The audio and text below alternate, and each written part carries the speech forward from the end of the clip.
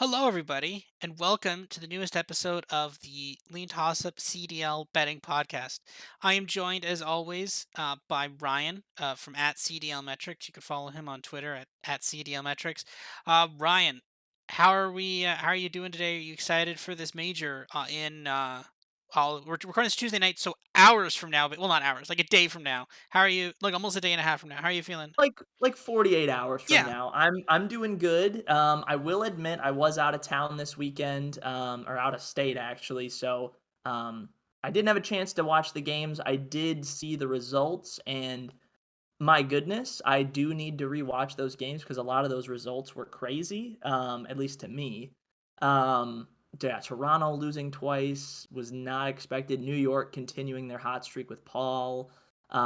Minnesota flopping out of winners bracket, having the easiest schedule of any team heading into this qualifying stage, and flopping that hard. Yeah, a lot of storylines to be had. So I'll definitely have to rewatch last weekend, but I am excited to get back into it this weekend for Major 2. The major's in Minnesota. I was thinking about attending. I do live in Wisconsin. It'd be like a 5-hour drive from here where I am in Madison to Minneapolis. But tickets for the weekend sold out before I even had a chance to go get them. So it's all good. I'll stay in my little man cave and watch COD here at home. So yeah, excited as always, Robert. How about you? I'm pretty excited. Yeah, I think the next major is Toronto actually. So theoretically I could go, Ooh. but I do not think I will be going. Just because I have members of my family are like immunocompromised, so I don't want to potentially get COVID in there because there's no mask mandates in Canada anymore. So, but yeah, no, I won't go for that. But again, it's perfectly fine to just sit back in your in your room or in a office or a man cave and sit back and watch COD on a couch. It's just as comfortable there. But yeah, no, I'm really excited. Honestly, last actually 4 weeks ago now, four games on Thursday, five on Friday, five on Saturday, and then well, you can't really say four because it's more like five because there was a best of nine. But like all like that was a full weekend of COD. Like I actually like for the first time in a while, actually felt like this was a full weekend of COD. I felt like I was fully entertained by a weekend of COD for the first time in a long time, really. And yeah, so I'm excited to have that happen again. And unfortunately, it'll only be for two-ish times because there's going to be the mid-season tournament thing with the challengers players, but that's for another day. We'll talk about that there. But yeah, I'm pretty excited for this weekend. So first things first, again, we talked about this a couple of times over the last couple of weeks in terms of futures because we finally had early futures bets, which was amazing. But basically, um, uh, both Ryan and I have run our major models to predict the winner of each predict the winner of the major. So I'll kind of go first here. So actually, so I'll kind of say what we've done. So for me personally, based on my gut on Sunday night and what we have, the second those new tournament lines went out, I pulled all my Florida money for a profit, by the way, because that's the nice thing about Bet365 is you can cash out and if the odds change, you get that money back. So I like more than doubled my money on the Florida bets. Pulled that. I pulled my Toronto bets and I doubled back up on London. So now I have London at 7-1 and London at 8-1 to win it all. Might double up again depending on how depending on how good CS:GO betting goes the next couple days. We'll see. But no, I'm really on board with London. I think that 8-1 price it's too high. I think they have better odds than that. I think they have a better chance of taking down Optic than they do a Phase. But if someone does the dirty work for them and takes out Phase, whether or not that's Optic or whatever, I think this team could go pretty far. I think this team could win it. Honestly, I really do. We're going to talk more about Optic later, but I have not been the most impressed with them this stage. Them last weekend, beating LAG when arguably their best player, Gunless, arguably one of their best players, was sick and couldn't play the match. So they had to bring in a replacement at the 11th hour. They 3-0'd them, and then playing against FaZe, who also had one of their best players leaving at the 11th hour, and Simp, he had to be subbed out for Pristini, someone who had not played in weeks. He not played Vanguard, sat down and played Vanguard in 3 weeks, and just got back from the gym, and then they got 3-0'd. And Pristini actually wasn't even that bad. I'm not particularly impressed with Optic. So and again, so like, we'll talk more about Optic later, but yeah, I'm taking London here. I'm just gonna give you some of my top line numbers. So for those curious, for the sickos among us, Paris wins 1 out of the 10,000 simulations. So yet again, Paris has a 1 in 10,000 chance of winning the major. That being said, they actually make the finals 3 times. Actually, so they make losers round six 3 times. They make the finals all 3 of those times, and then they win the championship 1 of those times. So shout out to Paris being undefeated in the losers bracket finals. That's kind of funny. But anyways, so yeah, Paris does win the tournament 1 time. So I've got my largest favorite is Optic at 36.9, so 37%. I've got FaZe at 31.9, so 32%. And then I've got London at 14%, Boston at 8%, and then scattered everything from there. Um, I don't really have just a quick synopsis of some of my losers bracket runs. I have Minnesota, Toronto, and Thieves is about 50-50. Basically, Minnesota 47%, Toronto 47%, Thieves about 43% to win their losers bracket match, which is pretty damning for those teams, I'll say. Paris somehow only has an 18% chance, but I think that's because they end up playing.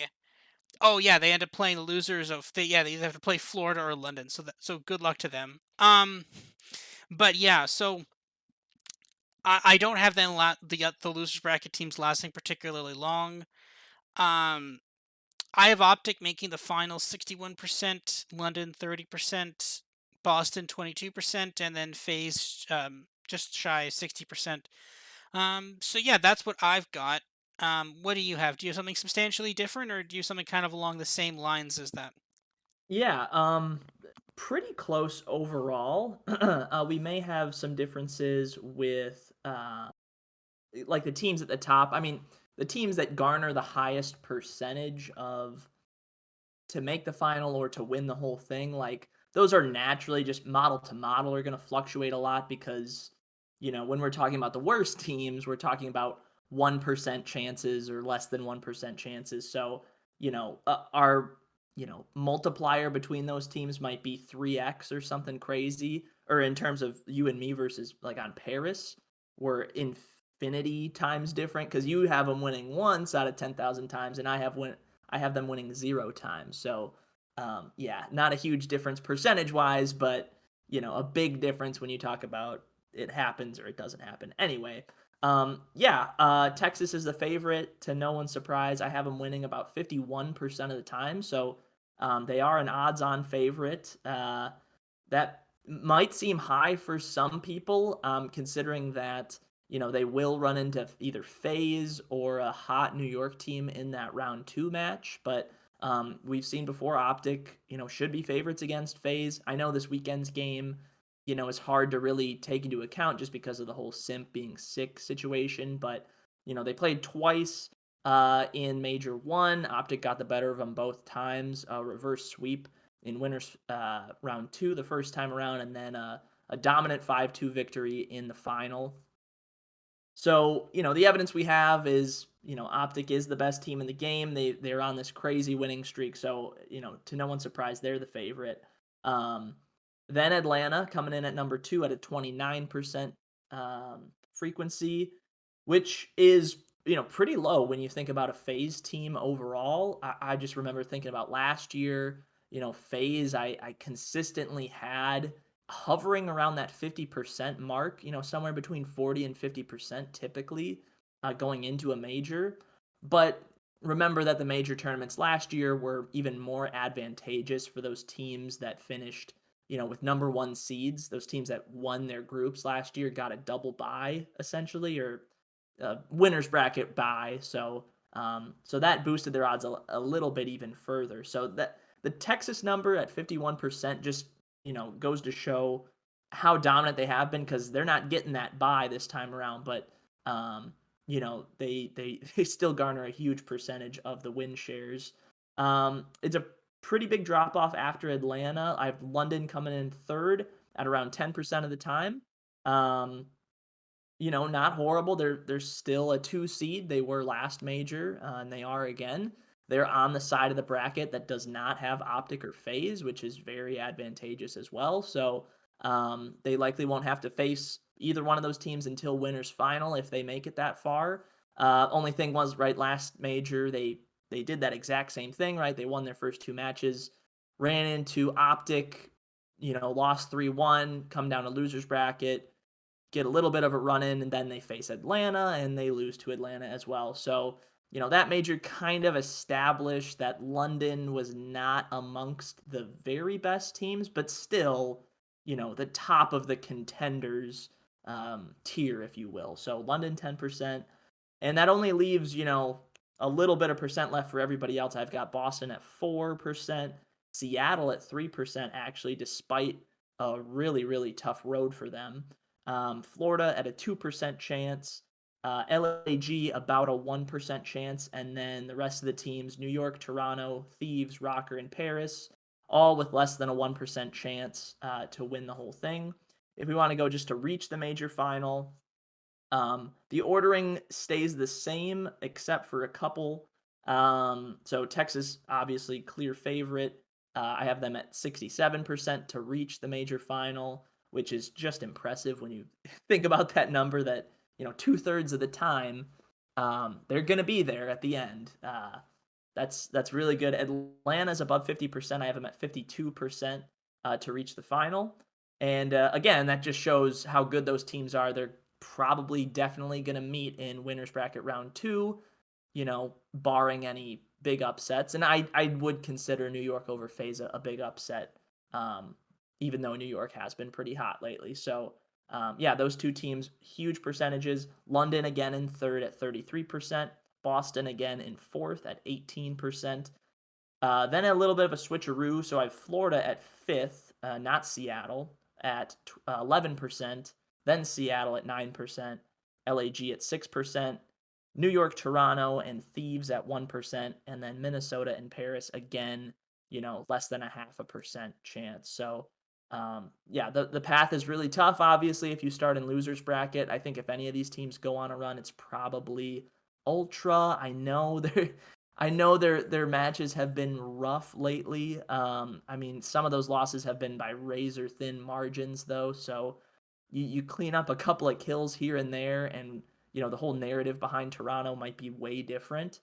Um, and considering that they'll probably face an LAG team for their first game with a substitute, if that sub and Spart is still struggling a bit after that breach match, I would expect Toronto to still be favorites over LAG, even though they're the team in losers bracket. So, yeah, obviously a lot of storylines to talk about, but yeah, I think that the teams most likely to win shouldn't surprise anyone, but maybe a little bit of value on London still to reach the major final. I know you had reinvested in London. I don't hate that at all. I'm seeing plus 350 just to reach the major final, which I have a 33% chance on. That's about a 11% edge. So very good there, but yeah, hopefully you guys were with us with Florida, a week or two ago, when those odds were astronomically high. Florida made it scary because they did almost start in losers bracket, not winning a game after their 2-0 start, but nonetheless, they find themselves in winners bracket and have a shot to go on a run. So, with all that being said, Robert, I think I've talked too much, and I think it's time to jump into the games. Yeah, I think so. Definitely, you hit on Toronto there, and with that segment's coming. Don't worry. So, first up on Thursday afternoon, 3 o'clock Eastern time, London versus Florida. This line has moved a lot. So London is now, sorry, wrong book. London is now minus 1.5, minus 130. Florida plus 1.5, even. London minus 230 in the money line. Florida plus 178. Over 4.5 plus 175. Under 4.5 minus 230. On Bet365 on my book, this opened up London money line minus 150, London minus 1.5 plus 120. I like snapped that up immediately, and this line has moved this line has moved like 100 points towards London. There's been a ton of London money, immediate London sharp money came in on this side, and that's very interesting to me. Uh, I mean, took one look at my model.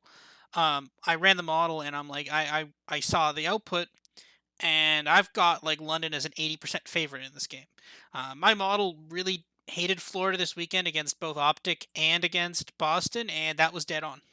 Uh, Model was right to completely fade Florida. I bet Florida against Optic. Shouldn't have done that. But then I bet Boston against Florida. That paid off handsomely. So yeah, now I'm in full fade on this Florida team. I think that, like, again, the thing of it isn't, and this is why I pulled my money on them to win the major. I don't know if you can do it on Bodog or not. I know on my book I was able to pull it for profit, but I know, like, I don't know if you can on Bovada. Hopefully, you can on Bodog. I know some bets you can, some bets you can't. But um, like, people are seriously talking about a team change on on this Florida team. People are talking about potential team changes, and you're banning them to win the major. Like, I mean, again, obviously it was insane value when they went 2-0 and they were at 66-1. That was insane value, but that value is gone. They're going to be running smack dab into London round one, a team that should probably strongly beat them. Then they're going up against Paris. Okay, they could probably beat Paris. Then they're going up against the winner of LEG Toronto. I think either of those teams could probably take Florida down. And if they don't, then again, we're just still one step away. Like, at that point, then it's like, cool, okay, well, then you have to play, I believe at that point, probably the loser of. I'm not even sure who dropped down there. I think is it probably the winner of the loser of London, well, at that point, assuming Florida, basically the loser of London versus Boston or LAG. So, like, it doesn't get any easier. And then you still got to get through like Optic and Phase. So, no, I think that the way I kind of view the league is that it's Optic, Phase, and London at the top. Optic's probably a little bit of cut above them, but a reachable cut above. If Optic loses a bit of steam, they could definitely be overtaken. Then there's a gap. Then there's Boston, and then there's another gap, and then there's everybody else. So I think we're gonna start calling them the Boston gatekeepers. I think because it's just like they're cut above most of the teams in the league, but they're still just a tier below the top three teams in the league. So it's a weird place for Boston. But yeah, no, I'm not on this Florida team, and also I will now take note of before I let you jump in on your points here, the Betway boost. We're invoking it early this week. Super boost London Royal Ravens versus Florida to win 3-0. So this is exact scoreline. Sometimes they do this. Which means that they literally have no faith in Florida even winning this match. They're just like, yeah, okay, fine. We'll boost like the 3-0. We won't even, like, normally you see some sort of like crazy like three-leg parlay. It means that they have pretty strong confidence in the favorites, I believe. So they're just kind of like, yeah, we'll just boost this. Now again, it is still early in the week. It's only 7 o'clock on Tuesday night, so we could see another boost. There could be more boosts the next day too. So always keep an eye out for the Betway boosts. But yeah, and actually, I don't even hate this boost. So like what we are talking about, um, in terms of this boost, the winning 3-0, I've got London as the better hardpoint team. I've got London favored by about 100 points in the hardpoint. I've got London favored in the control. And again, we now that we're talking about the major, higher seeding determines map count, like determines the maps, right? So that means London's going to get to pick their hardpoint game one. Great. That's a good check for a 3-0. Then London gets to basically pick the control, like the control. Well, actually, going back for a second, it's important to note that Florida's only good hardpoint map is Bocage, which London hates. So this is already a bad matchup for them. So basically Florida won't be able to play their best hardpoint map by default. Not even by like in having to, like, it's not like London would have to let something in that they're potentially worse at. Just like they just get to ban it for free because that's what they always do. They hate Bocage. Then you basically Florida is really bad at Gavuta control. That's London's one of London's best control maps. So London will basically get to pick the control map. So it'll be Gavutu control. They're going to ban Tuscan, which is Florida's best one. I have the search destroy 50-50. But by looking at this, I mean, basically you're now getting an odds boosted plus 400 for us for basically for London to win a search and destroy. So basically, what you're saying, what this is saying now is plus 400 for London to win a search and destroy. To me, that actually seems like good value. Again, it's not we're not betting a mortgage payment on that or anything, but that seems like a nice little fun little spread bet there. I think that's that little sprinkle something on that. What do you think about that, Ryan? Are you with me on Florida just kind of destroying? I'm sorry, London kind of destroying Florida here, or are Was you gonna going to give the say, mutiny? what? Are you going to give the mutineers a chance here? Um, yeah, I don't know. I'm a little torn on this. This is probably a stay away for me. Um, but yeah, you make a good point about the determined map set, right? So matches and the map sets within the matches are going to be a lot more predictable now that we know, how the veto process is going to go. We don't know exactly how the vetoes will go until, about an hour until match time, but we can, you know, make a pretty good guess as to what maps we're going to see, or not see at least. And yeah, you're right about Bocage. Like that is, unless London are practicing that and like what they're seeing in scrims and whatever, like I just don't think you try it against Florida. And yeah, London have played that map twice all year, including the kickoff classic. Two times they played Bocage, and they've lost them both. So you're not going to want to play a Bocage against one of the better Bocage hardpoint teams. That leads to the belief that you'll probably get a Berlin or Gavudu map 1. You'll for sure get Gavudu map 3.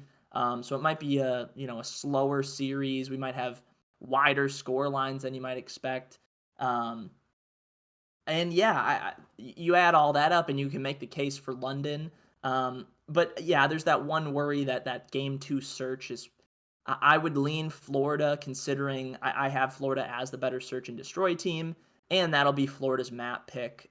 So that's what scares me a little bit. If you're getting that boost, it might be worth it. And yeah, Florida have definitely been trending down. But the reason I say I'm torn is because, I don't mind taking the team at their lowest point, right? It's like a stock exchange. You want to sell high and buy low. And maybe this is an okay time to buy low on Florida.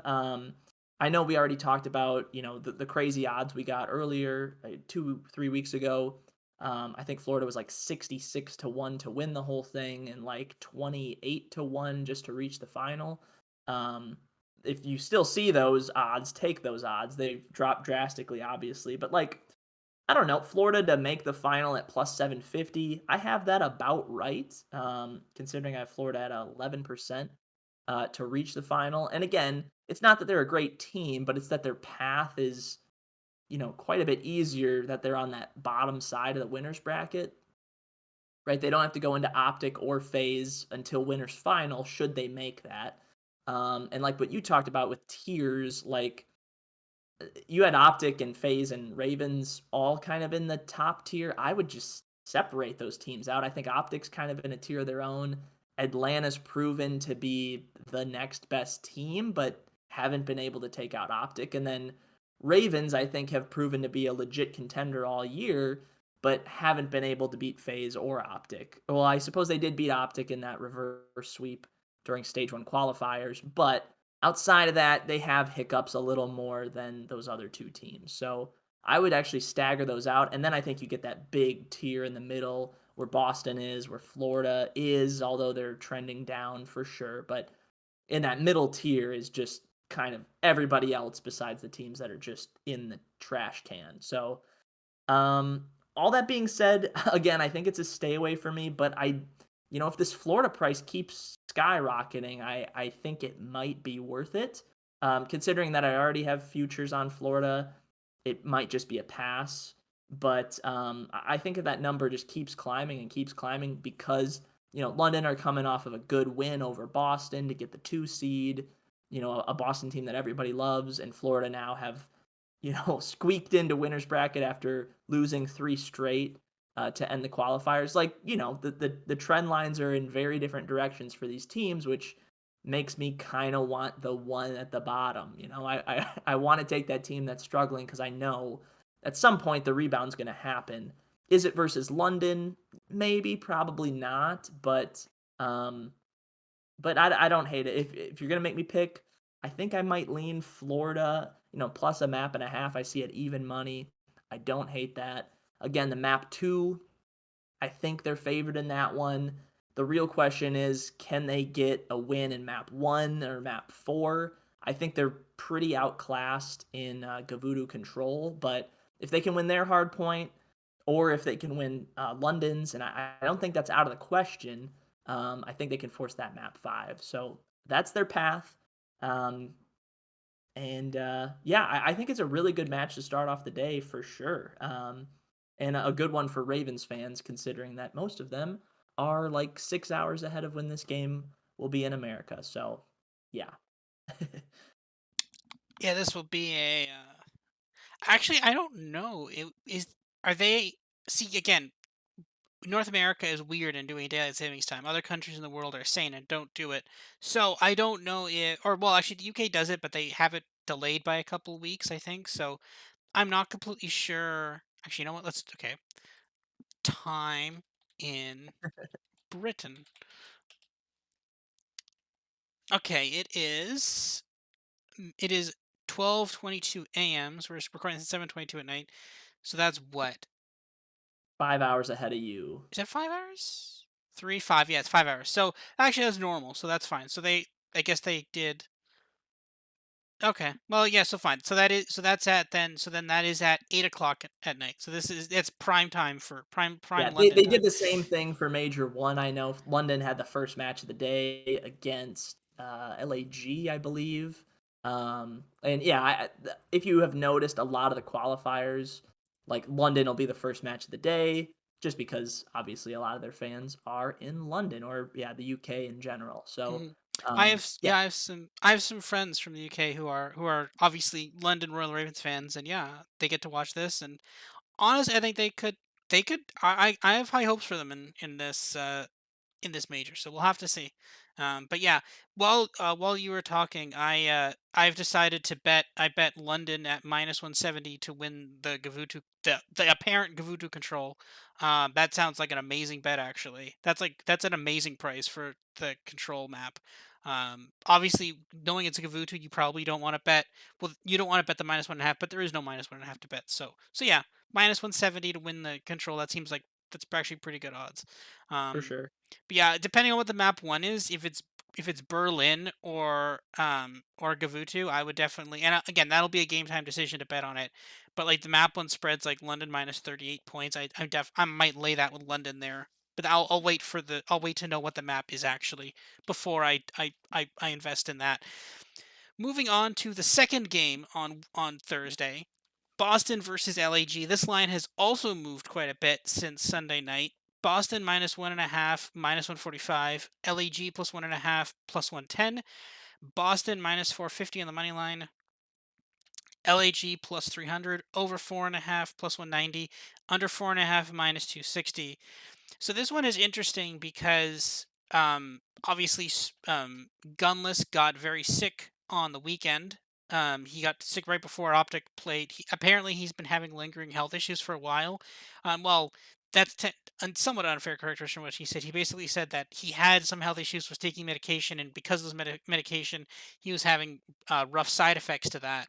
So that's what's caused basically because of the side effects, he's unable to play this weekend and was unable to play last Sunday. So hopefully Gunless get well. He's one of the best players in LAG and definitely an amazing player. Hopefully he'll be back this season. I'd hope so. Again, he said it was basically his condition was completely caused by medication, no underlying medical things. So he said that on Twitter too. So hopefully he should be back and playing very soon. So we're looking forward to that when that happens. But yeah, no. The thing of it is, on my model, I've got the fair price for this as basically LAG plus 200 on the main line. That's basically where it was before. Now it's ballooned out to plus 300. I don't hate LAG plus 1.5. Looking at the hard point spreads, I'm getting LAG plus 29.5 points. Don't hate that. Both of these teams don't hate Bocage. Boston kind of likes Bocage. So I'm not in hatred of some hard point spreads here. Um, I could see myself playing the hard point of the plus 1.5. I could also see myself playing the money line here if it gets big enough.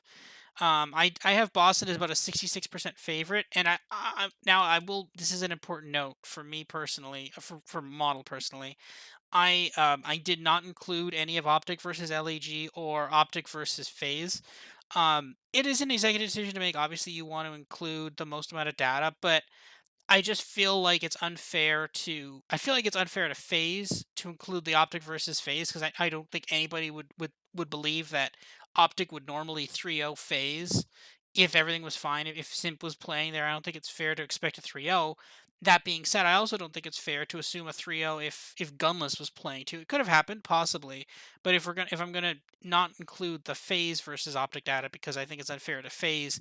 And again, this is an accuracy, we're doing this for accuracy purposes, right? Like for forecasting purposes, it's a little bit of a call, but I think it's more than fair to exclude both of those games from the data set. So it's arguable that maybe I should have Boston as a slightly bigger favorites here, but I think it's kind of fair to exclude that. And that being said, though, people are going to be like, "Oh, well, Spart played against Optic and he wasn't that great." Well, I mean, he got notice a couple hours before they were playing that he was going to be playing, so that's not the most fair right there. But I kind of think with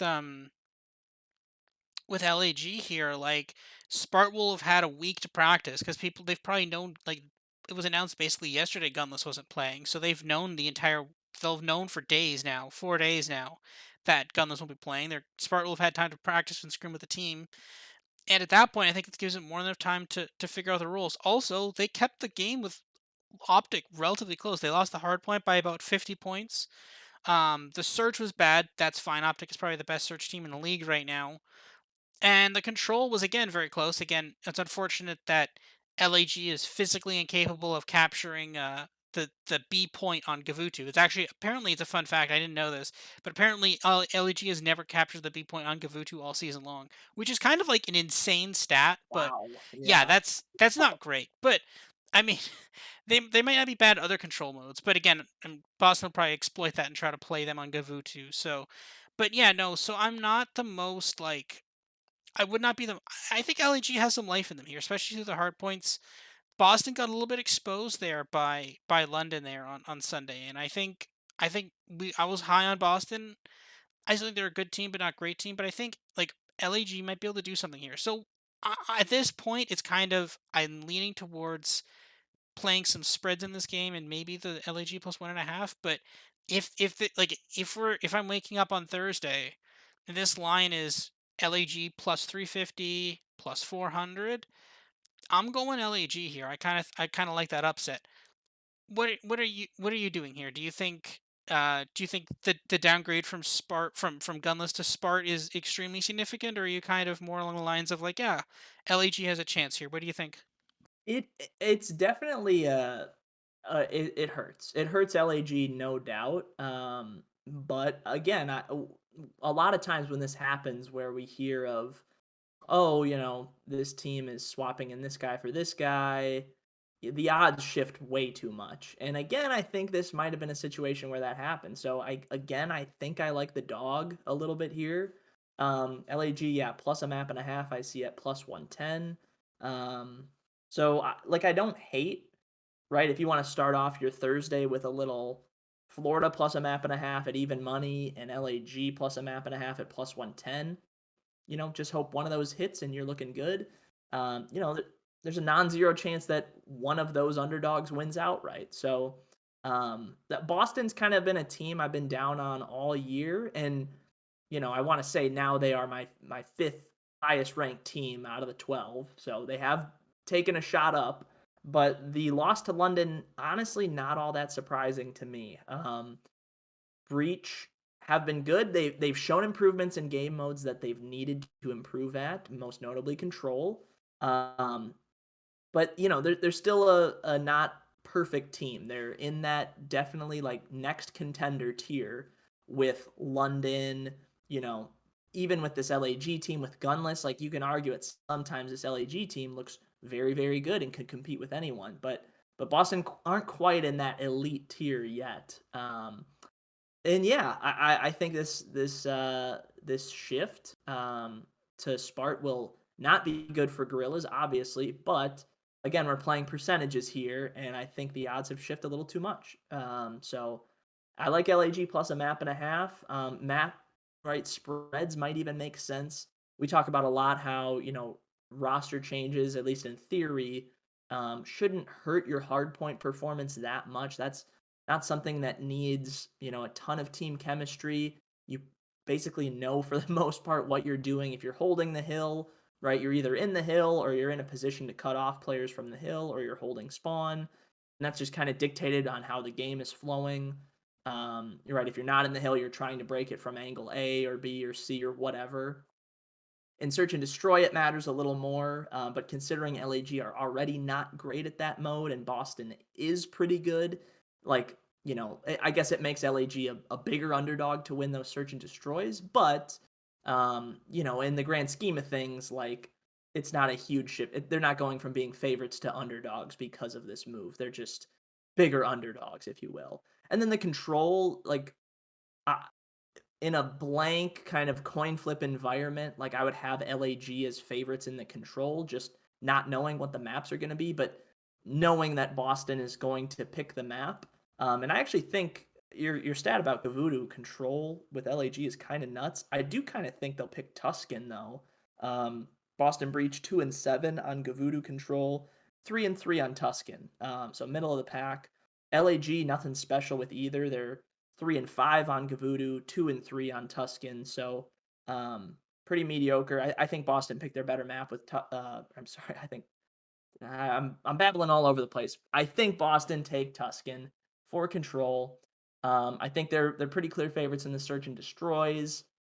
And with that being said, when the favorited team is clearly better in the searches, but the hard points and the controls might be kind of mixy, that plus 1.5 is really intriguing because if Boston win, good shot it happens in 5 maps. So yeah, I like LAG here. I definitely like it more than Florida in the first one.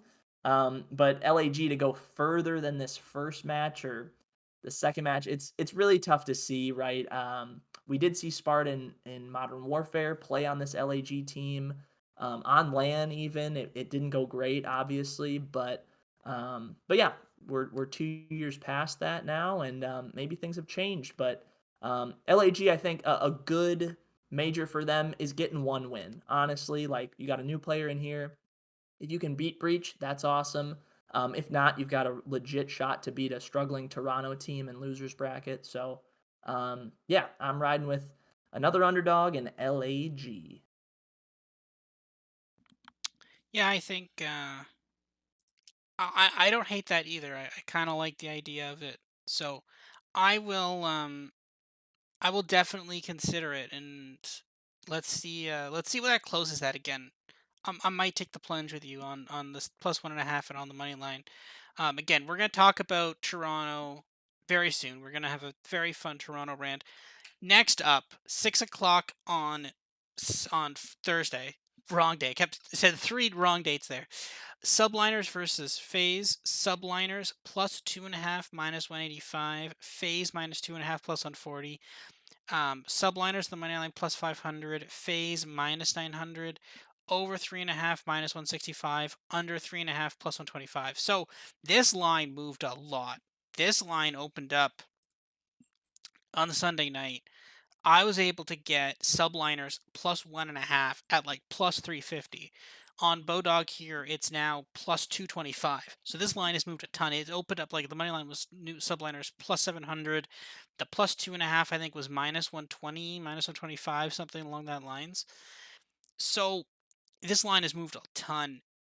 And for good reason, I think. I did not bet the money line at the time. Vaguely regret that, but I put a ton on the plus 1.5 and the plus 2.5, which is again, like, if you're betting a plus 1.5 at like plus 375, you don't really need to load up a ton on the plus 700 money line, right? So like I've got stuff on the other stuff, so I'm not the most concerned about not having money line exposure.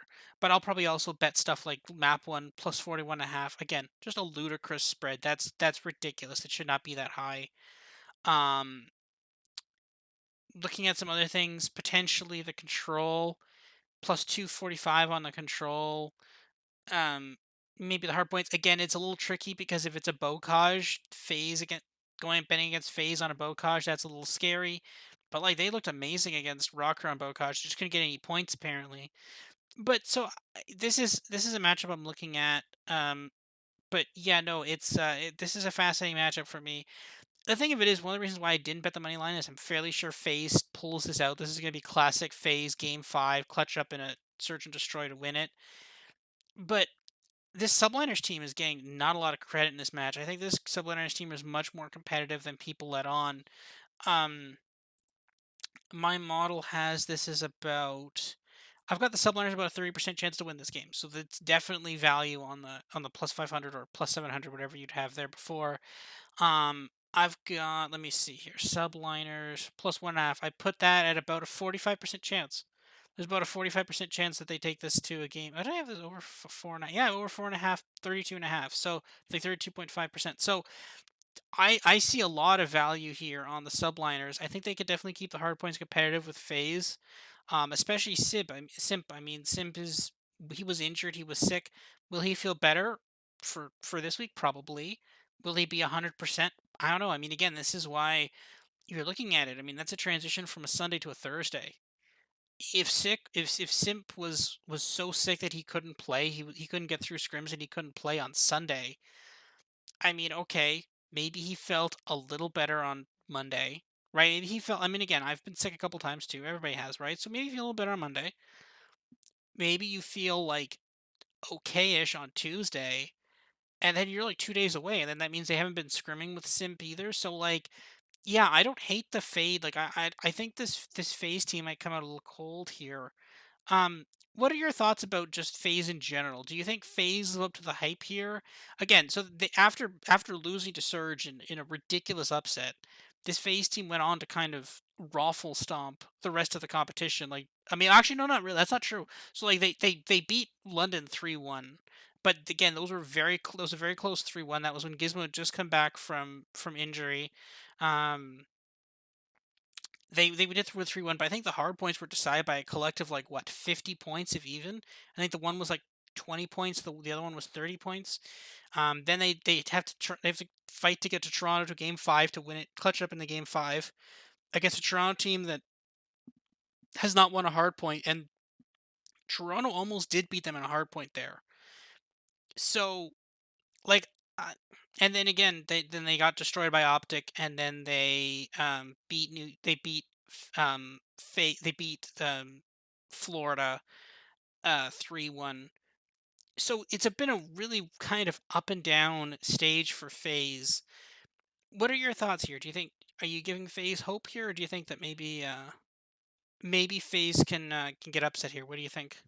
I think again with a lot of these New York games, this is probably a stay away for me, right? With these teams that just they make team changes and they look drastically different. It's always hard for me to come to a conclusion that okay, this team is different now. This team is much better now. Or if we're seeing, a honeymoon period, whatever you want to call it, of, it's a few games where this team has looked better.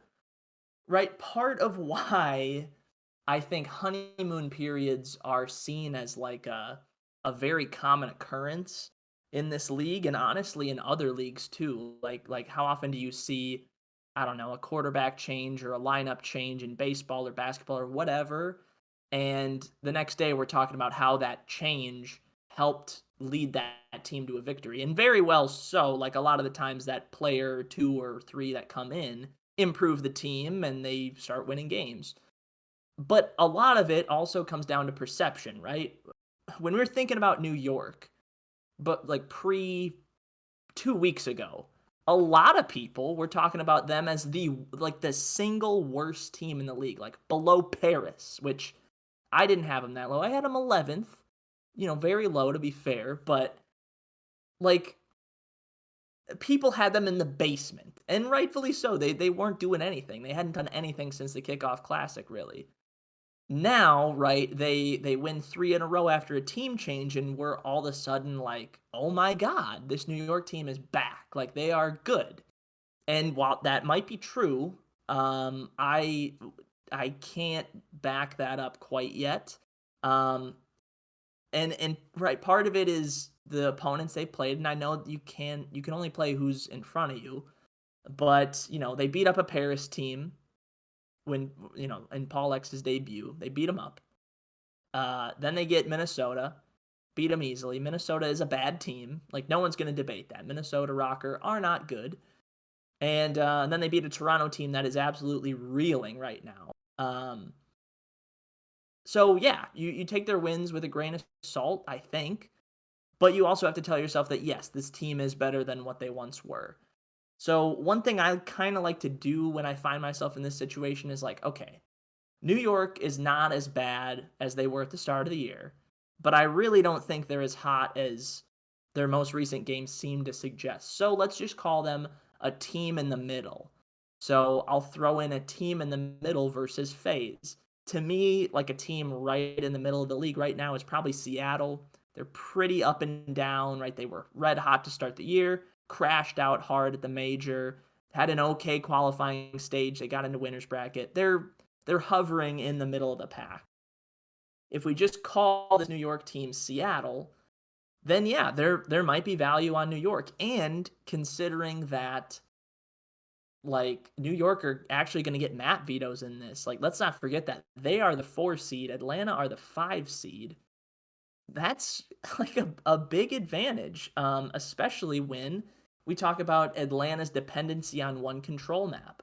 And shout out to Carson, the stats man for the CDL. He works with Esports Engine now. He actually just tweeted out a few hours ago, like team dependency when it comes to control maps. So he listed out all the teams, the seed that they have, and their control map records for Gavudu and for Tuscan. And Atlanta's is drastic. Like we talked about it all year. If Atlanta lose the coin flip, or in this case are the lower seeded team, they might get upset. And this might be a situation where that's true.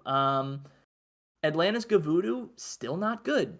2-7 overall. I have that ranked 10th in the league. New York's, it's not much better. It's 4-5. I have that ranked ninth in the league. But they're gonna be like New York should be favorites in the control if it's Gavudu, and honestly, I don't see why it wouldn't be Gavudu.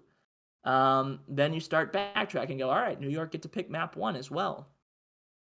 And are they favored over FaZe in any hardpoint maps? I don't know. Maybe Berlin, but FaZe typically veto that all the time. I would think they would again. So you're gonna have to beat them on Bocage, Gavudu, or Tuscan. And if you're New York, you haven't won a Tuscan, it's probably Bocage or Gavudu. Do you really want to play him on Bocage? So maybe you try to outgun him on Gavudu. That could work, considering the team construct, right? Like Gavudu is a 3 AR meta map, and Atlanta are a team that are designed for 2 ARs most of the time. You really don't want to put one in Sim's hands. Not that he's not good with it, it's just he's not an elite player like he is with an SMG in his hand. So you start talking it through, and New York could make some sense. I don't know. Moneyline scares me a little bit for obvious reasons, but yeah, to cover a map spread, I think makes a lot of sense, especially when you consider just how the map picks are going to play out. So I'm scared, right? Because I always want to fade that team that's riding high at the top of the mountain, and right now that's New York. But part of me also says a lot is lining up for them to take this match at least the distance, if not win it. So would not shock me if New York wins this, takes it to a map 5. I honestly think that's kind of good for the CDL if New York are back, right? I want more competitive teams. I want that contender tier to get bigger. And I think New York have the potential with Paul X to be there. Part of me also wants an Atlanta Optic rematch in winners round 2. And if New York win this, then that can't happen. But all things being, equal, I don't hate New York. I think I lean that side, but again, not something I love. You're making a very good argument for a New York money line there. Because like honestly, that's a really good point about phase, right? I mean, they're gonna have to play Gavutu control. Like the fact is that like although there hasn't really been much said about it. And again, not so much from the future standpoint, but basically every like Toronto, not Toronto, sorry, Optic, New York, Boston, and London, they all will have veto advantages over FaZe because of their loss to Seattle and because of their loss to Optic, right? So in some ways, like although it's probably not being talked about much, it actually kind of changes the entire tournament. Like literally, you're basically handing out FaZe a loss every for every map three, at least, right? To start with here, everybody's going to give Atlanta a game three loss of those four teams, of those top teams. And again, Atlanta will generally continue through the winners bracket, right? Unless they start going like unless New York actually beats them and they go on the super long losers bracket run. But eventually they're going to start running out of loser bracket teams to beat, right? I mean, up next for them would be Thieves. So again, great, have fun, Thieves, with that one. But then at that point, then you're looking at like Seattle or Rocker. Well, okay, you'll have map vetoes over them, but then you're immediately gonna run into the you're gonna run back into I'm not sure if it'd be the top part of the bracket or not. You're looking at a rematch between like Subliners or Optic, right? So like you're look like it's not great, and like it's kind of crazy that maybe those two losses turn the entire tournament on its head because of that. And also, you have the ability to you basically have the ability to shove Bocage into map four, which again stops FaZe from going up 1-0, getting some momentum in series, right? Like if you could beat them on Gavutu or Tuscan or something, this could actually like it's very hard to underestimate how big of an impact that could actually be in this major, right? Because FaZe had the vetoes last time. Optic was able to beat them down, and now FaZe could potentially be vulnerable. So let me see. The thing is, I think there's some evidence of some money coming back in on FaZe. If that money comes back in on FaZe, I definitely would consider. I might consider money line, especially if we know what the map is. If we know what the map pool is.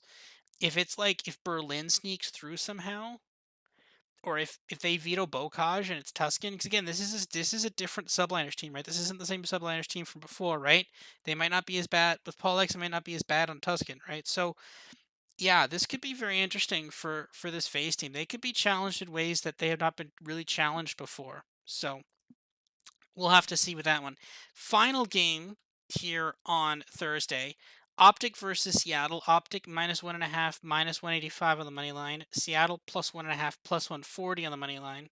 +140 on the money. Optic on the money line -425. Seattle +300 on the money line. Over 3.5 -210. Under 3.5 +160. So for me, for this one at least, I actually like. I really kind of like this is what I need to do some study over the next couple days. Again, we're doing this earlier than we normally do. Normally, I'd have done the study by now, the film study. But I'm I'm really gonna give Seattle a good hard look here. This Seattle team is like I think they fixed some problems.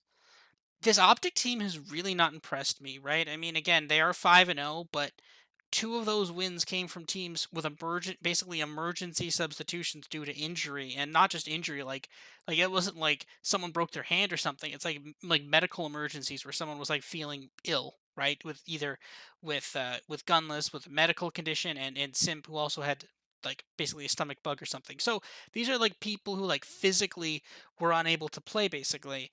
They 6-0'd them, which is great. Again, you do what you can, but even then, like the game one was relatively close. Like Pristini started the game 14-7 before he got brought down to earth. But like there were streaks in there where FaZe looked like they could win that map one, right on that map one Gavutu. Same as LAG. LAG was in that game, right? So and then again, you look at the other maps. The one I want to rewatch, and this is going to be the way I decide whether or not how I'm going to bet this is going to be. I'm going to rewatch Seattle versus Optic. And if Seattle kept that competitive, like they were pretty competitive in that. I think it came down to kills on like a Tuscan for for basically for a map win basically. And because of that, then Optic won, and they won the hard point, and they were able to win it 3-1. But like I'm seriously gonna look at that plus 1.5.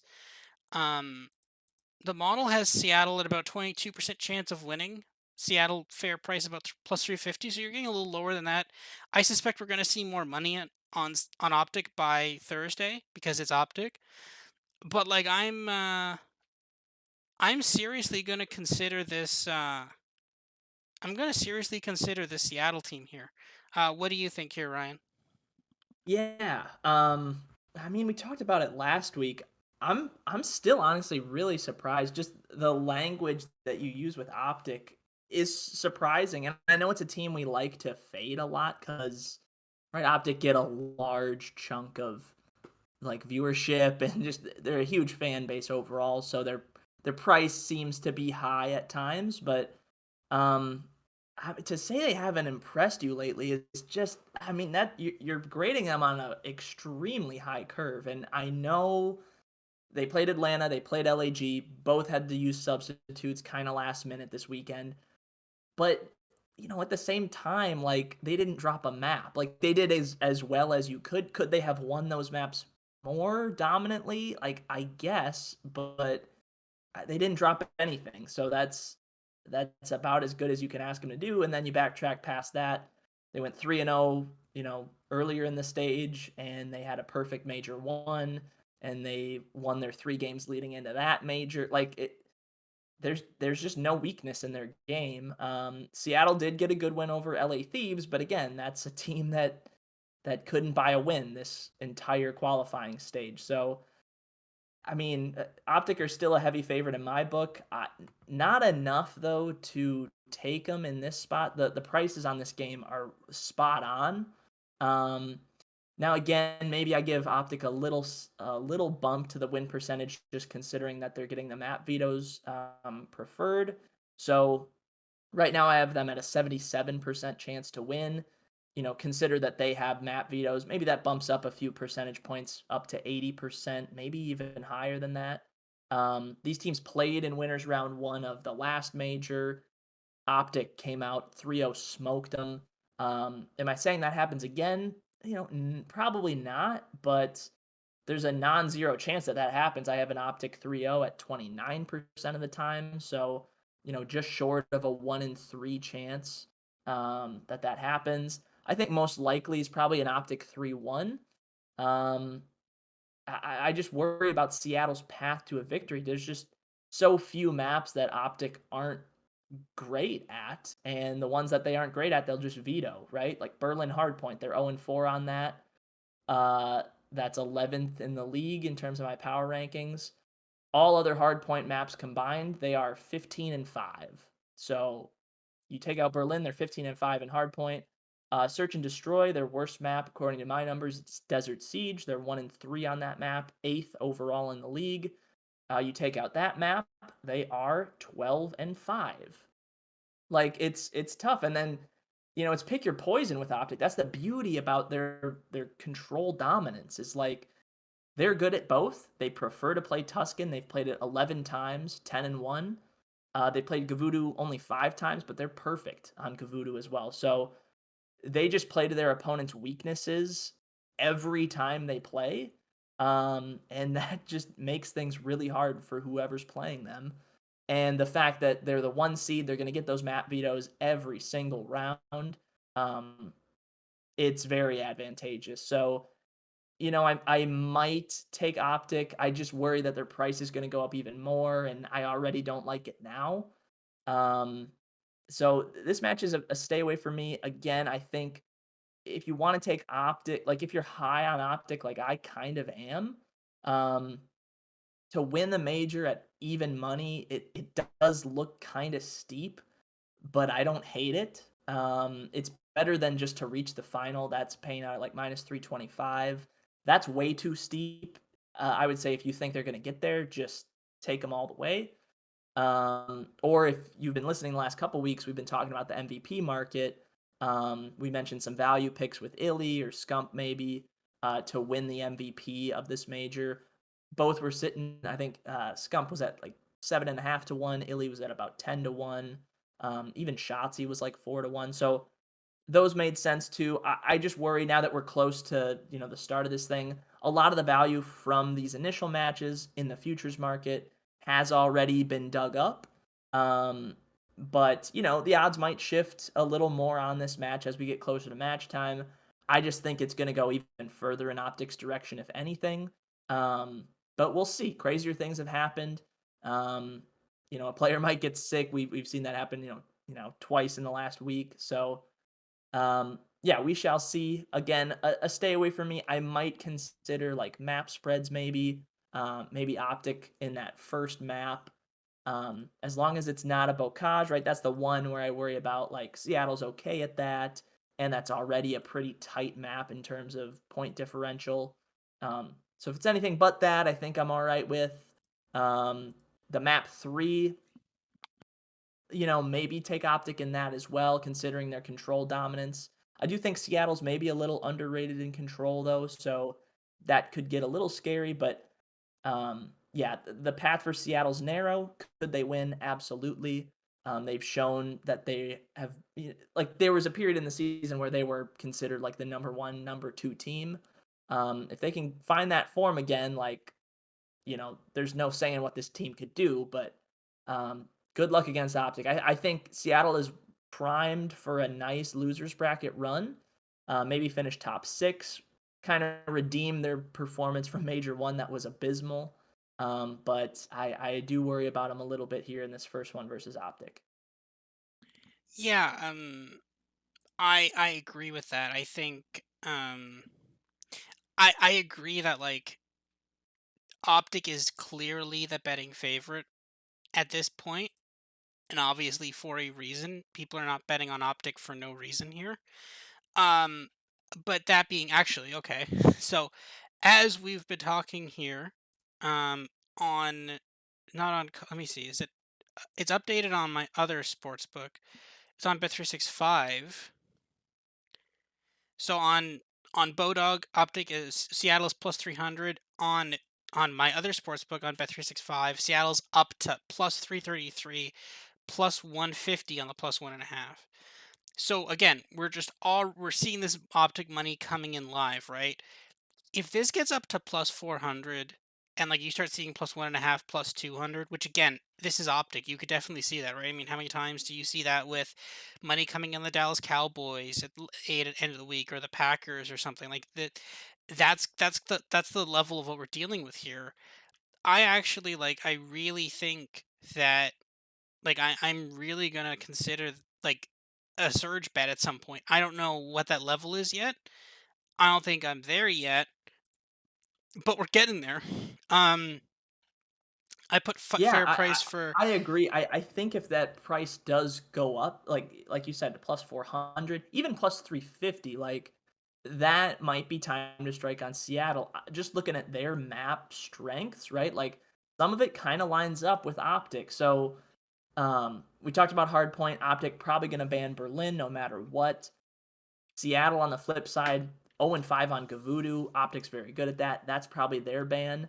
But those are Seattle's worst two maps. If they play Bocage and Tuscan, two pretty fast maps, they've got a shot. Control, yeah. they're pretty even, Gavudu and Tuscan. But if Optic preferred Tuscan, again, that's Seattle's better control map. And then going back to Search and Destroy, like neither are good at Desert Siege.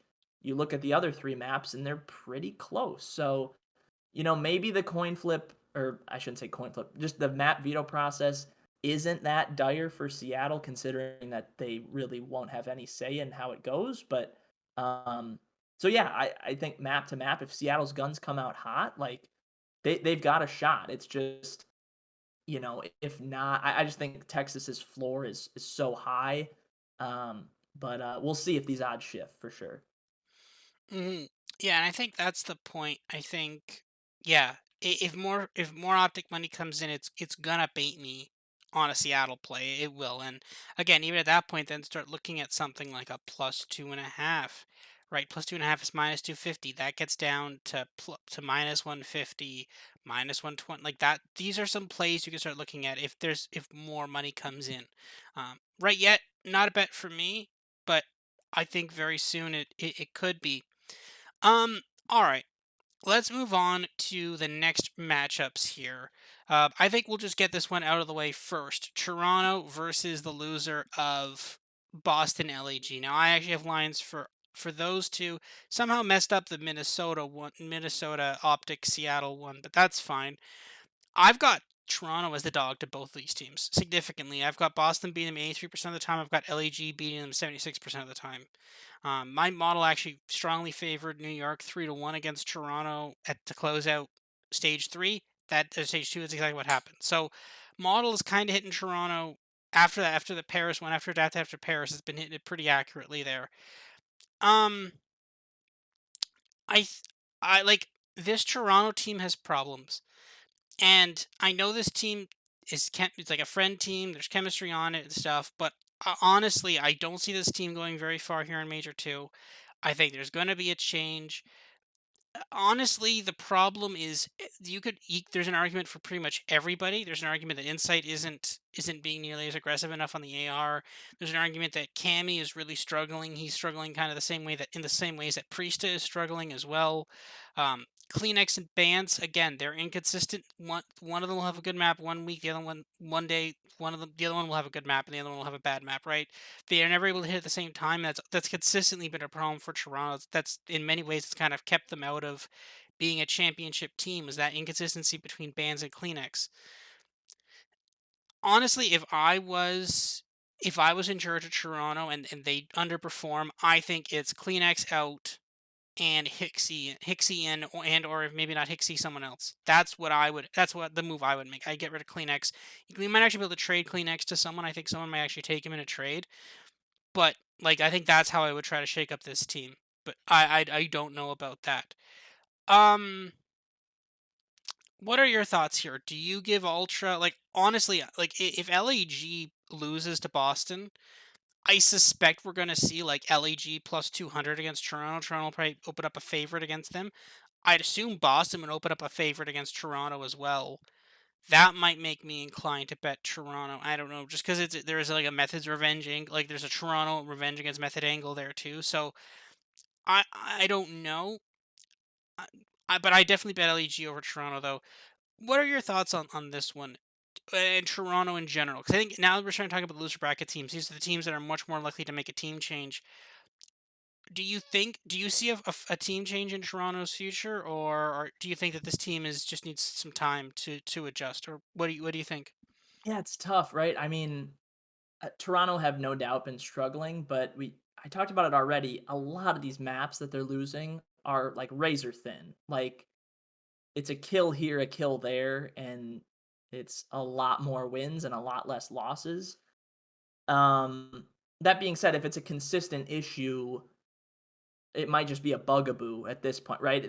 They might be in their own heads to a point, right? It's a mental game too, and you see it in other sports a lot, in baseball especially. Like when your mindset is like, "We're gonna lose this map," like, "Oh my god, we're gonna blow this map," or like, "Oh my goodness, we have no chance," or like I just worry that those thoughts are maybe creeping into those players' heads.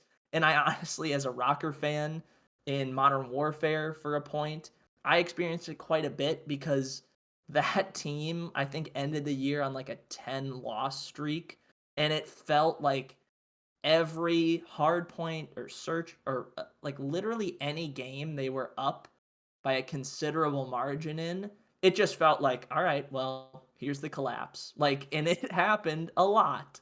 Um, and yeah, at some point it does become a mental issue.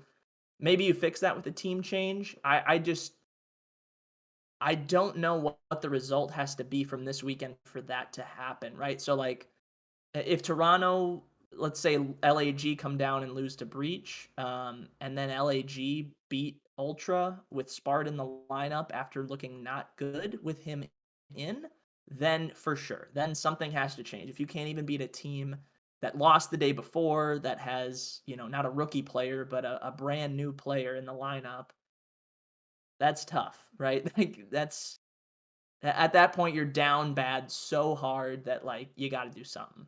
Same point New York was at when they got body slammed by Mutineers just a few weeks ago. Like they had to do something and they did, and now they've improved a lot. So for sure, if they lose right away against LAG, definitely. If it's against Boston, if it's close and it's a loss, maybe you do consider it again, right? A loss is a loss.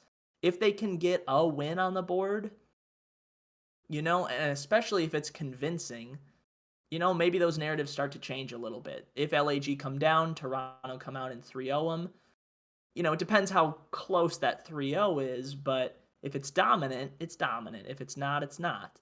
Um, yeah, and I think if they can rattle off a couple wins, probably over LAG, and then we'll say Florida maybe come down, beat Paris, and move on. Like if you can get a win over LAG and Florida, move on to losers round 3 and play whoever. Like I think that going 2-1 is already enough to say like, all right, listen, this team has struggled.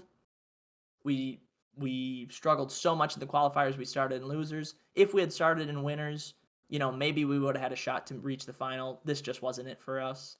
Um, yeah, I with a team like Toronto, they're so team oriented that I always worry about a team change. They did already have to make one earlier this year, right? Cammy was sick. Hixie comes in. They 3-0 Mutineers in literally the closest way possible, a 1 point win in Hardpoint, a 1 round win in Search and Destroy, and a 1 round win in Control. So, you know, we'll see with this team. A very intriguing team, like one of the more interesting teams to talk about, I think, is Toronto Ultra.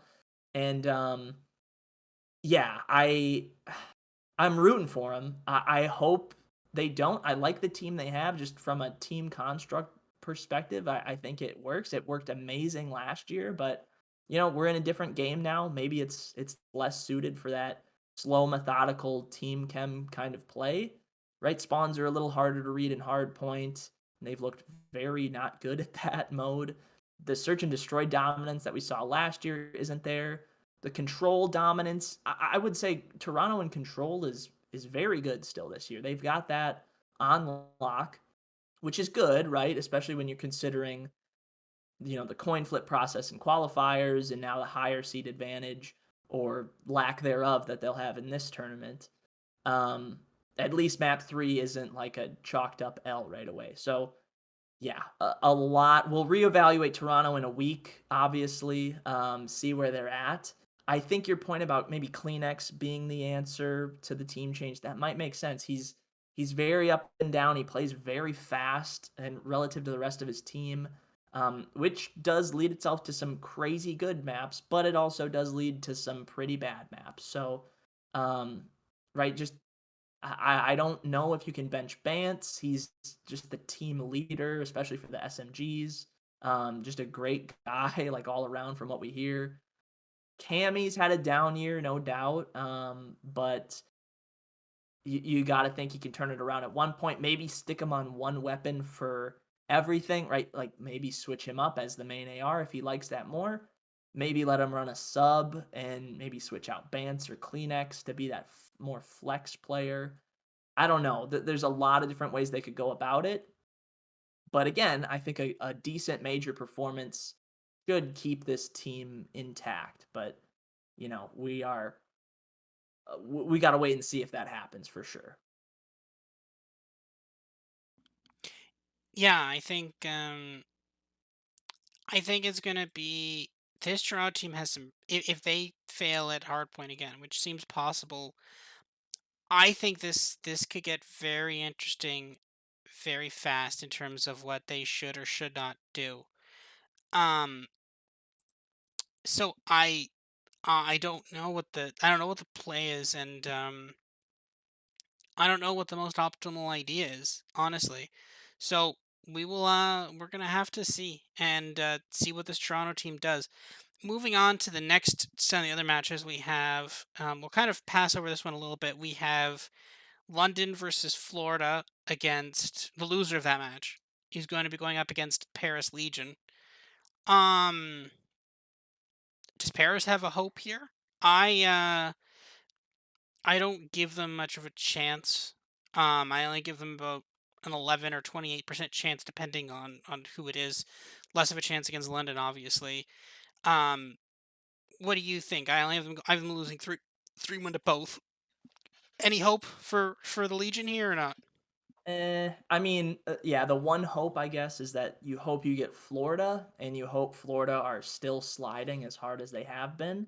I think they probably do get Florida, right? London are for sure the favorites in that match, but um, yeah, I mean, good for Paris. They got the win over Ultra to not go 0-5 in the qualifiers. But yeah, it's gonna be hard. I think this is a short one for them. They had a great major one after going 0-5 in those qualifiers, coming out and uh, and winning their first match before. I'm sorry, did they win two?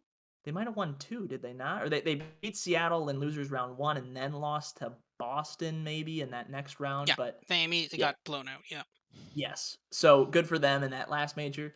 This one seems different, but honestly, like is Florida think Florida the same position as Seattle last things time? could break their way. Yeah, if it is Florida and Florida is, if they're like Toronto is right now and they're just sliding and cannot stop, then Legion got they have a legit shot. Then if Legion play, an LAG team with a sub or an ultra team that is coming off of a squeaker of a win or something against an LAG team again with a sub, like yeah, like it's not crazy to think Legion might win 2 games, but I mean, when you're talking about this team, we'll see what the odds are when we get to their match on Friday. Um, I don't know if I'm gonna take them either way. I have them as an 8% chance to win versus London, and a 16% chance versus Florida. And again, those odds might be even too high, right? Considering that map vetoes are not going to go their way and their map pool is already very small. Um, but yeah, I mean, they took out Seattle last major, another team that was sliding. So maybe Legion are just the killers of teams that are in a slump. They're not slump busters. They bury teams that are already buried, if you will. Um, That's a really great way to put that. Yeah, yeah, that but yeah, I don't know. Not a lot to talk about with Paris. They're still a bad team, and they likely will be for the rest of the year. I mean, to be fair, I've got them about 28% chance to beat Florida. So, not bad. I actually have them favored over Florida in hardpoint. So like this Paris team is now just a hardpoint team. Um and I mean Maybe. again, I've got them losing the Surge Force 6-4 to Florida and the Control 3-2. So like yeah, I mean maybe. I mean the thing is again, if this Florida team loses, like here's the thing. This is how you can like but you can't actually parlay this. You can't parlay a boost with something else. But like if they lose 3-0 or 3-1 pretty brutally, then they fall down to Paris. Then like that's Paris has you exactly where they want you. Paris wants a team that is reeling to come down to losers bracket and be like three or like they want to be like +3, +4, +500 underdogs to some team. Even higher is better. +900, they'll take that. They want to be massive underdogs to some team, and then they will take you to a game five, and then maybe they will win that game five. That is Paris's entire strategy right there. It's like that's gonna be hilarious. I'm actually like if that line comes in at like Paris +300, I might take that. That might be some value on Paris +300.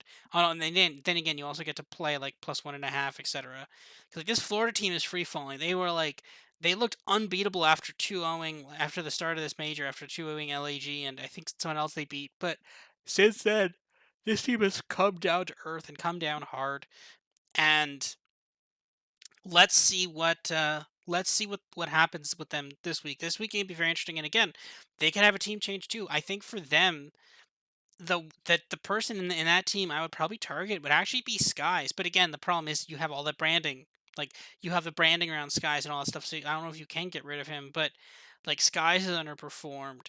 Vivid is also kind of underperformed, but he has the most kills on the team at the same time, but then at the same time, also you can look at Dave Patty not being the greatest player. He's like okay, but not he's a good but not great player. So It's a really hard call as to so the only thing you can say before is definitively awakening is not the problem. You could definitively say awakening is not the problem. But outside of that, again, it's another thing. Is like Toronto. It's hard to pinpoint that problem. Like maybe you do I think it's time to move on from skies. Honestly, skies could be potentially be a trade piece somewhere. Which I think actually that might be the case. Skies might be a trade piece somewhere. He could go off somewhere, and then you get I don't know. Kleenex to Florida. That might be kind of cool. I think there could be some good players could go to Florida. Like if they have a good GM, they could maybe do some stuff. But yeah, I'm interested. I think if Florida goes 0-2, I suspect there'll be a team change, and we'll go from there. Next up, again, we're gonna have the loser of New York versus loser of New York uh a phase versus LA Thieves. This is pretty bad. And again, this is another reason why I'm not the biggest fan of Optic because Optic took they had to take it took them 5 games to put away this Thieves team. 5 maps to put away this Thieves team. I like whoever is the loser of this, they're probably gonna just destroy Thieves and you're probably gonna get some Thieves money. There's probably gonna be some great value on a -1.5. Like it's not gonna be like New York. If it's New York, it's not gonna be like New York -1.5 at -250 or something. It's gonna be like -120 or maybe even plus money for the -1.5. But this Thieves team to me kind of seems done. I've got them as mass. I actually have Paris as a better chance to beat Florida than Thieves to beat either of these teams. What do you think? Are you giving any hope to the Thieves or not? Yeah, it's tough with Thieves, right? Because to me, they're a team that might like they packed up when they were 0-3, right, in qualifiers, and they might have just said, "All right, we're packing it up and going 0-5." Um, they just seem like a team to me that's either riding really high or that is very much not doing that. And right now they're in the rut. And yeah, part of me is saying, all right, these guys are going to be like, all right, we're in losers bracket round one. That means we have to win 6 in a row. That sucks. Let's just go in and see what we can do. And I don't know, the vibes aren't there. Like this is a very vibey team, if you will. I hate using that word, but like it is.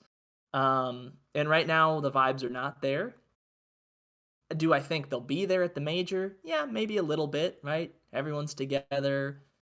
You're in your practice room getting ready. The overall feel of everything is much different on LAN than in online play. Um,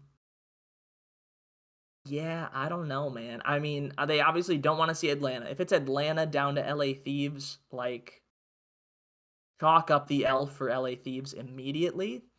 Um, if it's New York coming down, they definitely have a shot. But again, right, New York are going to have map veto advantages. I just with Thieves, it's tough. Like their search and destroy has been just rough all year. They've shown glimpses where it's been okay, and then they're just back down to being horrible again. Hard point, right? They got all that love early in the year. They were very, very good. They were on a huge winning streak in hard point.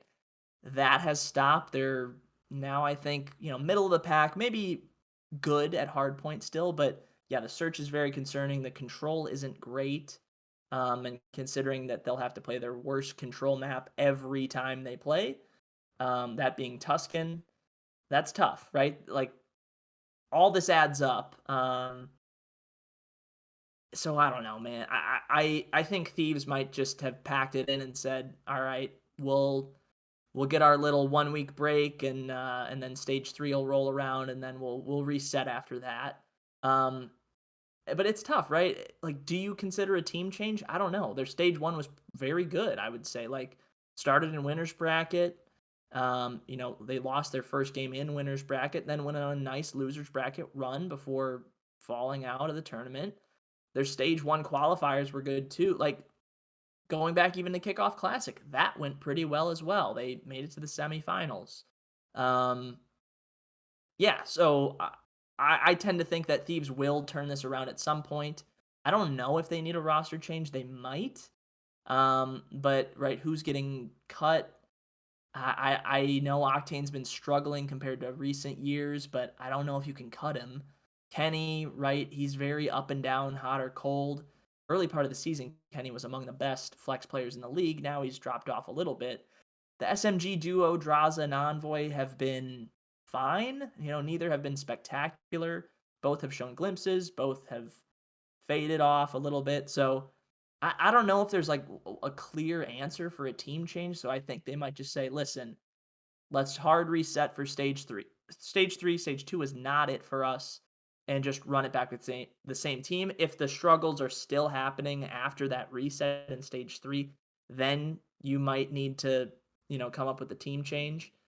But yeah, again, I worry about this team in this major specifically. Obviously, starting in losers bracket is rough. I think best case scenario though, they get New York in that first round after losing to Atlanta. Can maybe scratch out a win versus a New York team that's hot, but has lost the day before. Then the next day, right, you're gonna run into either Optic, Seattle, or Minnesota. Best case scenario, it's probably Rocker. Maybe Seattle. I think is probably the most likely team to come out of that.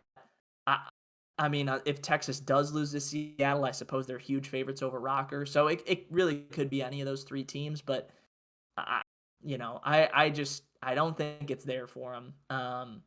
We'll see where the lines are for whatever game it is, if it's New York versus Atlanta. But um, yeah, there's just not a lot to hang your hat on if you're a Thieves fan right now. Yeah, it's really bad. I mean, the thing of it is like arguably, very arguably, you should bench Octane, but I don't know how you do that. Right? It's like cool, okay, let's bench Octane. Who are you Who's gonna putting in sit that's gonna Octane down? improve? Who's gonna sit Yeah, Octane down and be like, yeah, you're benched? Like, is Nate Shot gonna be like, yeah, I'm sorry. Like, this is the thing, right? Like, for this, you like someone physically has to you have to bench. Someone has to tell Octane he's not playing anymore. I don't know who that's gonna be. Like, is that? I mean, I guess it has to be Nate Shot, but like, that's not that's not great, right? So like, it's a really tough call, and like I mean, I don't know if Nate Chout's gonna make that or not. I mean, they we don't know what Octane's contract was. Like the assumption for Octane was probably gonna be that he was gonna be like, I mean, his contract's probably he's like a very expensive buyout. Could you move him somewhere? Maybe. I don't know who you'd move him to. I don't even know who would want him at this point. I mean, he's an upgrade over accuracy, probably. So like that's not maybe you could ship him off to Seattle if Seattle really wants a team change. Maybe Minnesota, you could try Octane instead of Major Maniac or something. That's a potential, like, or instead of Priesta, that's an option too. I mean, there's options for it, but like it's really gonna depend on who you can bring in to replace Octane, and that's the thing. So it should be Octane. I just don't know if it will be, and that's the real question for this Thieves team, and I just I don't know what to do. And then last but not least, we've got Minnesota, and then the loser of Optic Seattle. I'm probably just gonna blind. I for some reason couldn't plug this into my model. I accidentally plugged in a different results instead. I accidentally plugged in Florida and London. But like, just looking at the odds here, I'm guessing like I had Minnesota as like close to Florida, but losing to London. I'm just gonna go out on a limb and assume here that I'm gonna be taking Seattle or Optic, obviously whoever falls out of there. If it's Seattle, I'm probably gonna take like a Seattle 3-1 or so, three minus. Just take the spread on Seattle. Um, but yeah, it's this Minnesota team again. There's problems with some of these teams, and the thing is, this is why I kind of wish we were back to a 5 person team, because then you have more ability to tinker with. Like when you have 5 players on your team, you have like one obvious player who's like, yeah, okay, that player's like the worst of all 5 of us. But with 4 of them, sometimes it's really hard. And like this game, I mean, obviously this game wasn't designed to be 5v5, but like at times, like I feel like in the future, this is something like if you want to make a league, like again, they're trying to emulate themselves after the NFL and other sports leagues. If you're going to do that, like if we're going to really sit here and have talks about contracts and salary caps and all that stuff, which is That's the big boy stuff. That's the NFL stuff. That's what the big boys talk about. The big boy sports leagues, they talk about salary cap and dead money and all this stuff and trades and draft picks. You need to expand this. You need to have more people on each team. Because with only 4 people, like, and this is again why people hate the fact that only the top 8 go to champs, because, like, again, they're trying to make it seem like, okay, champs is the playoffs, which is fine to some extent, but at the same time, like, this New York team, again, they didn't win a single match. They drop Clay for Paul X, and they've won 3 straight. Right now, again, obviously for them, this is the perfect time. They're still going to be in. They're going to be definitely still in the running for champs. They're definitely not out of it. They got some ground to make up, but they'll get there. Maybe by the end of this major, they'll get there. Who knows? But like, this is like at this point, like, imagine if after this major, like, again, if Thieves had a decent major one, so they're okay generally. But if Toronto struggles a bit now and then they change their team and then they're one of the best teams in the last, like, assuming Toronto doesn't make the team change until midway through major 3. Like, let's say they don't make they lose to LAG or Boston. Then they lose in the first round. Then they basically lose like 2 or 3 straight matches in major 3. Then they don't make a team change, then suddenly they turn on the end of the year. Like, they could, by that time they make the team change, they could definitely be out of champs. And if the top 8 are still the top 8, like, this Toronto team could be out of champs just by that, and like, they could be an amazing team in the back half of the season. But and again, we saw this last year with Seattle. Seattle turned it around here, especially when they got on land, right? So no, I'm not like, there's problems with the way they're designing this. They probably need to have 5v5, and we need to stop with this whole, like, trying to make it so that, like, trying to make champs as a sort of playoffs, because these teams can change. Like, again, in the NFL or in any other sport league. Like the Jacksonville Jaguars. If the Jacksonville Jaguars started 0-5, they can't just go down to Alabama, or, well, in that case, left to Alabama. They can't just turn left and go into Alabama and go talk to Nick Saban, sign a bunch of players from Alabama, and come back and win the next week in their game against the Houston Texans, right? Like, they can't do that, right? But here you can, right? Like, there is nothing stopping. I mean, obviously there's financial concerns, but there's functionally nothing stopping Toronto from signing 4 Challengers players and having them play on Friday, right? There's nothing stopping them. Now, obviously, there's actual things like physical limitations stopping them from doing that, but, like, there's nothing like legally stopping them from doing that. But the NFL has the entry draft, right? And the reason why you have all that stuff is because it's 11 players on a team, and like 11 players on the field anytime, and it swaps for offense defense, right? So the bigger a team is, like, physically by people, the more options you have for stuff like team changes. And because, again, when we talk about it through the year, like, when you talk about the NFL or anything else, people are like, okay, well, let's change offense, let's do some different play calling, let's move this wide receiver over here, maybe you can make a trade midway through the season. But, like, you can't start dumping quarterbacks and stuff. You can't sign another quarterback midway through a season, right? And this is the problem. They're trying to fit a sports league business model into the Call of Duty league, but it doesn't work because these teams are, like, massively fluid, and it just doesn't fit. So I don't know. That's my rant on why this is all stupid, I guess. But no, I mean, yeah, it's a problem that the CDL has, and I think they need to fix that. Hopefully, Microsoft can fix that going forward. What are your thoughts? Like, do you see a lot of moves happening? Do you see, like, but the thing, like, for Toronto, right? Like, and we've heard, like, Toronto said, we're here to win, right? We're here to win, not to place, right? And same for Thieves, and same for Rocker. Do you think these teams are, like, actively going to go out there and try to improve, or are they just going to accept mediocrity and like, mumble through the season and try again next season? What do you think here? I think everybody but Paris will do that. I mean, Paris have made some changes, and props to them for doing that. They're notorious for saving money and not making any changes even when they're bad, but even they've gone out and made team changes. I think everyone's open for those, right? I think if Rocker have a disappointing major, it would not shock me to hear that they're changing something up because, right, attach on the main AR, like, or not main AR, but on the flex, isn't helping a ton, right? It didn't fix anything overnight. So yeah, I think they're well suited for one. right? We talked about Thieves, Octane, maybe. I think Draza might make sense. He's probably the cheapest player they have on contract, and he hasn't wowed pretty much all year. Again, he's had nice maps here and there, but outside of that, not much. Yeah, I mean, the list goes on and on of teams that probably will or should make team changes after this major. I definitely think we'll see at least like two or three at the very minimum. Um, but yeah, I mean, we could go all day about kind of ranting on how the COD League should be structured from the top down. Um, Minnesota Rocker specifically, I know in that rant you briefly talked about Rocker.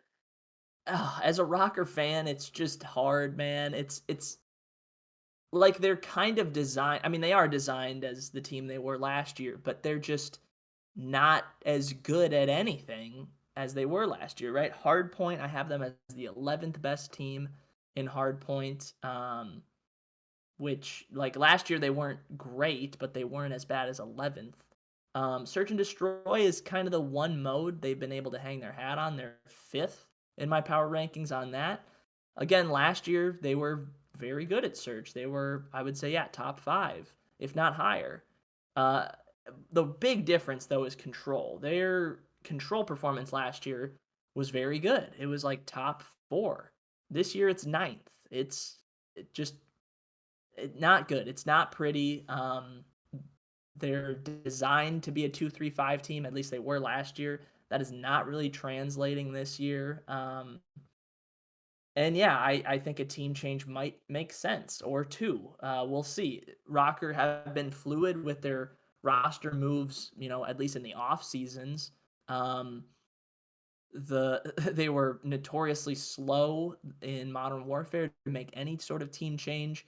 They did at the very end of the year. I know like Alex, who was on the team at the time, had some personal issues and had to be out of town or whatever, so they had a sub in for him. Um, yeah, it's tough being a Rocker fan, at least right now. Um, Going into this qualifying stage, they had the easiest strength of schedule according to my numbers, and they still went 2-3 and started in losers bracket again. So, right, part of it's just kind of bad luck. They're the 9 seed again, losing out on tiebreakers again. But also, when you're designed to be a 2-3-5 team, that's not good. Right? If map like count is the tiebreaker, then it's better to be at hardpoint. It's better to be at control, and not have to rely on these game 5 victories all the time. So that's just how it is in Minnesota. I wish them the best. It's their major. I it's just gonna be kind of rough though when they end up losing their first match on Friday, probably to Seattle. Um, right, the one way they get that done, I think, is in a game 5, but I think in all likelihood, Optic or Seattle probably take them out in 4 maps or less. And that's all she wrote for Minnesota at their own major. So, um, yeah, might be different vibes from what we had at Major 1 for sure. If that's the case, it'll be very different. Um, but yeah, you make a lot of great points in terms of, potential roster moves, potential CDL, just like league changes as a whole, that hopefully we'll see in the next year or so. And yeah, you're right. The Microsoft contract is going to change things up a little bit. We'll see if that kicks into gear this offseason or more so next offseason. Um, but yeah, it's still a major. I'm excited for it nonetheless. It's never really fun to talk about losers bracket just because there's a lot of variations as to how it could play out, and none of the teams that are already there are super exciting. So we'll definitely see some highlights in losers bracket, no doubt. Maybe we'll see a team go on a hot run and maybe put those team change rumors to bed. But until then, we'll just have to wait and see. Yeah, I'm really intrigued to see how this goes. I think this is going to be a very interesting major. I'm rooting for London. I think this might be London's chance. Um, and then again, so we are on this week for the major, obviously. Next week is the All Star week, which is kind of insane that we're already at the All Star break in the season. That is, I believe, with 1v1s. At least it generally has been in the past. We've generally had 1v1s then, and then we have 1v1s and we have All Star, basically All Star kind of bracket thing. Hopefully, we'll get some more information on that. Um, in the coming days, maybe even as early as this weekend. But again, it's a CDL. They could change up things, and then we don't. That doesn't happen next weekend. I don't know, but anyway, that's one option. That's one thing. Maybe we'll do some content for that. I don't know yet. We'll have to see. Probably not. Maybe we'll just put something out on Twitter on that. Then the week after that, everything's completely off, which is also just again as insane coincidence is that that's also the first week of the USFL. But again, I'll be watching that personally. But that has nothing to do with Call of Duty. Then the next week after that, then is the mid-season Challengers Major, which that's really interesting. Judging by the dates, it appears as though there will be no seeding matches. They're just going to make a bracket, which that kind of sucks. Because we're gonna then you're just gonna immediately throw some poor challengers team up against FaZe or Optic. So good luck with that. Um, but I mean, it's still going to be a very interesting major. Again, the point of that is you're basically going to give people like 3 full weeks to practice. Basically, what the CDL is saying, it's like they're just saying, "Hey guys, if you want to make some team changes after Major Two, make them now because you get this free major to test them at." Which again, you would hope we could get some more matches, not just everybody has 2 matches and you're done. Like the basically you go 0-2, you're done. So hopefully we'll get more than that, but again, we'll have to see. That will be a couple weeks from now again, and maybe there's gonna be some value, some challengers teams for that. Then after that, oh sorry, actually sorry, I'm wrong. Before that, the challengers major, there's actually the Warzone event, which again that could be kind of interesting too. I don't know if we're gonna do podcasts on that. It's really kind of variable as to if there's even gonna be betting lines for that. We'll have to see. But then there's a challengers major, and then after that, then starts major three. So, but I think we'll definitely. I suspect there's going to be a lot of roster moves, and we'll probably have some. We'll probably talk about the challengers major when that comes up. But other than that, I kind of think that's it for this week. Unless there's something else. Did you have anything else you want to talk about, Ryan? Or Yeah, just quickly, I do think for all the things they get wrong, the COD League, I think, structured the year actually in a good way. Right, Major 2 coming up this weekend. I will say, like, after this weekend, I am going to be completely burned out of CDL action. We have had it nonstop for quite some time now, so I don't mind the break here. And it's actually a pretty lengthy break in between official CDL matches. We get all that fun all-star stuff and the challengers stuff and the Warzone stuff. And I think by the time that CDL action returns, I'm going to be really excited for it again. So I think they did it right, kind of splitting up the year into two pretty distinct halves, and then obviously champs at the end going to be huge. So I think that format works, but yeah, we'll see. I'll definitely be tuning into to those kind of mid-season events. Again, not sure if we'll have any discussions about it via podcast, so it might be a little while until we talk again. But yeah, nonetheless, Major 2 this weekend should be a good one. I'm excited, and go Rocker, but oh my god, it's going to be a tough road ahead for sure. well, good luck to you and the rocker. Obviously, I wish them no harm, but yeah, it doesn't look good. But again, you have Standy, right? So you can win any game, right? Maybe with the home crowd, you could do that. But if not, Reverse sweeps, you're reverse. 6 in a row, 6 reverse sweeps in a row. That's how we'll do it. That's possible. But I mean, this is the thing, right? So like you could potentially pull off the reverse sweep and win that. You could also like again, I mean, I'm sure if people don't if Minnesota loses, I'm sure a lot of Optic fans will gladly fill the stadium the rest of the weekend. So For um sure. yeah. So Yeah. but anyway, so yeah, so we'll see you guys later and yeah, enjoy a nice full weekend of COD. We only get a couple of these a year, so enjoy it. Thank you. See ya.